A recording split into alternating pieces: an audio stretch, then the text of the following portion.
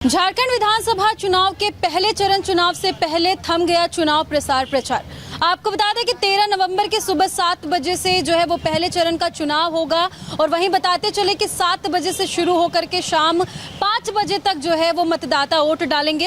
हालांकि इससे पहले अब झारखंड में जो चुनाव प्रसार प्रचार है वो पूरी तरह से थम गया है। ना ही कोई रोड शो कर पाएगा, ना ही कोई जनसंपर्क कर पाएगा और ना ही कोई माइक लेकर के जा करके वहां पर अपने बारे में या तो प्रचार कर पाएगा या लोगों से अपील कर पाएगा। हाँ, एक चीज और है कि चुनाव के एक दिन पहले लोग जाके डोर टू डोर वहां पर लोगों से अपील कर सकते हैं। महज पहले चरण चुनाव के लिए बस अब एक दिन रह गए हैं। सुबह 13 नवंबर को पहले चरण के चुनाव में कई प्रत्याशियों का भाग्य तय हो जाएगा। फिलहाल जितने भी कैंडिडेट थे वो बड़े ही जोर शोर से तैयारियों में लगे हुए थे, चाहे वो बड़े कैंडिडेट हो या फिर जिनको पहली बार टिकट मिला हो वो कैंडिडेट हो। सभी पार्टियां झारखंड में अपनी तैयारियों में लगी हुई थी। इसी बीच अगर बात करें महाराष्ट्र विधानसभा चुनाव की, तो महाराष्ट्र विधानसभा चुनाव 20 नवंबर को है और हालांकि विधानसभा 2024 चुनाव को लेकर के सभी लोग इंतजार कर ही रहे थे और पता चला जबकि विधानसभा चुनाव झारखंड में 2 चरणों में होगा, महाराष्ट्र में 1 चरण में होगा।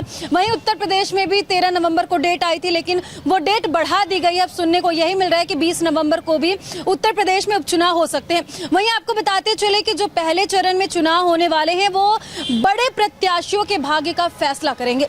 यानी कि 13 नवंबर को जो चुनाव होगा पहले चरण में, उनमें जो बड़े प्रत्याशी हैं उनका नाम आपको बताते चले। इस चरण के चुनाव में पूर्व मुख्यमंत्री चंपई सोरेन है। अगर बात करें मंत्री रामेश्वर उरांव की, रामदास सोरेन, बन्ना गुप्ता, मिथिलेश ठाकुर, गोपाल कृष्ण उर्फ राजा, पीटर, केएन त्रिपाठी, ये बड़े बड़े जो प्रत्याशी हैं, बड़े बड़े चेहरे हैं, इन लोगों के भाग्य का फैसला होगा पहले चरण के चुनाव में। दूसरे चरण का चुनाव झारखंड में 20 नवंबर को होगा। वहीं आप सभी ने देखा किस तरीके से लगातार झारखंड में अमित शाह गृह मंत्री जो हैं वो जाकर के लोगों को संबोधित कर रहे हैं, लोगों से अपील कर रहे हैं और झारखंड में जिस तरीके का प्रचार प्रसार देखने को मिला है उससे कहीं ना कहीं ये नजर आ रहा था कि जो भारतीय जनता पार्टी है वो ये चाहती है कि इस बार झारखंड में उनका झंडा लहराया और इस बार जो है भगवा वो चारों तरफ देखने को मिले। हालांकि विधानसभा चुनाव को लेकर के बड़ी बेसब्री से इंतजार था और जैसे ही डेट आती है उसके बाद सभी पार्टियां तैयारियों में बहुत ही जोर शोर से लगी। और बात करें अगर महाराष्ट्र की, तो महाराष्ट्र में भी अमित शाह जाकर के कई घोषणा कर दिए हैं, कई संकल्प पत्र जारी किए हैं, कई सारे वादे किए हैं।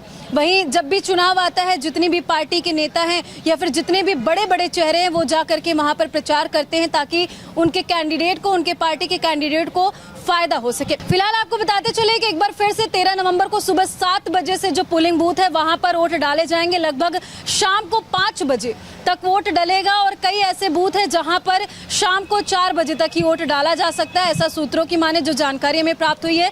बताते चले कि सभी तैयारियों में लग गए हैं। जितने भी लोग ड्यूटी पर तैनात है उनको हेलीकॉप्टर से भेजा गया है। जो लोग गए हैं अपने ड्यूटी पर, पोलिंग बूथ पर सुरक्षा चाक चौबंद होगी क्योंकि कहीं ना कहीं चुनाव में जो है वो लोग राजनीति पासा खेल ही देते हैं, हर तरीके से जाना जाता है। और अगर भारतीय जनता पार्टी के सपोर्ट में चीजें आती है तो बार बार ईवीएम पर सवाल खड़ा होता है।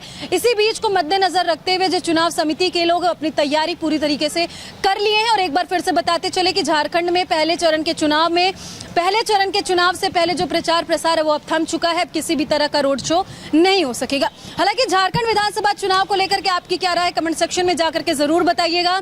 वहीं इस चुनाव के बारे में आप किसके सर पर ताज देखना चाहते हैं या फिर आप क्या चाहते हैं किसकी पार्टी झारखंड में इस बार बने या फिर महाराष्ट्र में किसकी पार्टी बने, वो भी कमेंट में जाकर के जरूर बताइएगा। आगे आपको ऐसी जानकारी देते रहेंगे। जय हिंद।